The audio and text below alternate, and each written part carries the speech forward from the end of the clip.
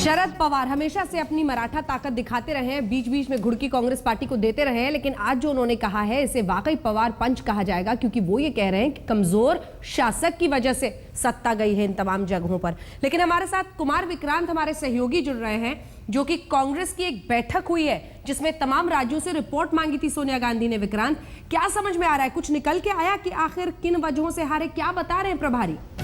जी बिल्कुल, प्रभारी और जो चुनाव के बीच में पर्यवेक्षक भेजे गए थे, गुलाम नबी आज़ाद, हरीश रावत, ऐसे बड़े नेता, उन सभी पांचों राज्यों में से एक जगह मिजोरम को छोड़कर चारों राज्यों के नेताओं ने अपनी अपनी रिपोर्ट सौंपी है, हार की वजह गिनाई है। जो सूत्र हमारे बता रहे हैं, राजस्थान में साफ तौर पर यह कहा गया है कि अशोक गहलोत जब मुख्यमंत्री बने उसके बाद से उनका जो बड़ा विरोधी खेमा था वो लगातार ये कहने लगा कि 50 सीटें ही आएंगी, 50 सीटें आएंगी, एक प्रचार फैलाया गया। मध्य प्रदेश की बात की गई है, उस रिपोर्ट में कहा गया है कि पहले दिन से ही वहां पर गुटबाजी थी, कई खेमों में कांग्रेस पार्टी बटी हुई थी।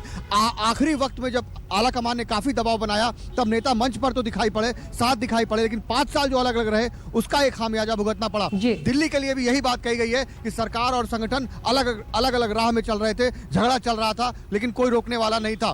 छत्तीसगढ़ में खासतौर पर यह कहा गया है कि इतने नेताओं की शहादत के बावजूद हम हार गए हैं। नंद कुमार पटेल जब तक थे अध्यक्ष तब तक पार्टी ठीक चल रही थी, उसके बाद फिर एक बार वहां गुटबाजी हावी हो गई। अजीत जोगी की भूमिका पर भी सवाल उठाए गए हैं वहां की रिपोर्ट में। लेकिन इसके साथ साथ बड़ी बात जो कही गई है वो ये भी कही गई है कि केंद्र सरकार पर जो भ्रष्टाचार के आरोप लगे और खासकर महंगाई, ये बड़ी वजह रही कांग्रेस पार्टी की हार की। कहीं ना कहीं दबी जुबान से जो कांग्रेसी हैं वो केंद्र सरकार में मनमोहन सिंह को लेकर भी काफी उनकी आवाजें हैं, हालांकि खुलकर कोई नहीं बोल पा रहा है। और दूसरी बात जो मंजना जी अहम है कि राहुल गांधी को लेकर के काफी बातें की जा रही हैं, खुलकर तो कोई नहीं बोल रहा, लेकिन ये जरूर कहा जा रहा है कि उनकी रणनीतियां कमजोर रही। यही वजह कि सोनिया गांधी अब बैठक बुला रही हैं और सोनिया गांधी ने पहला कदम उठाया और ये कहा कि हम कांग्रेस के प्रधानमंत्री पद के उम्मीदवार के नाम का ऐलान भी करेंगे। ये पहला कदम है और आज जो ये बैठक हो रही है इसमें रिपोर्ट ली गई है, तलब किया गया है। निश्चित तौर पर कुछ फैसले कुछ दिनों में नजर आएंगे।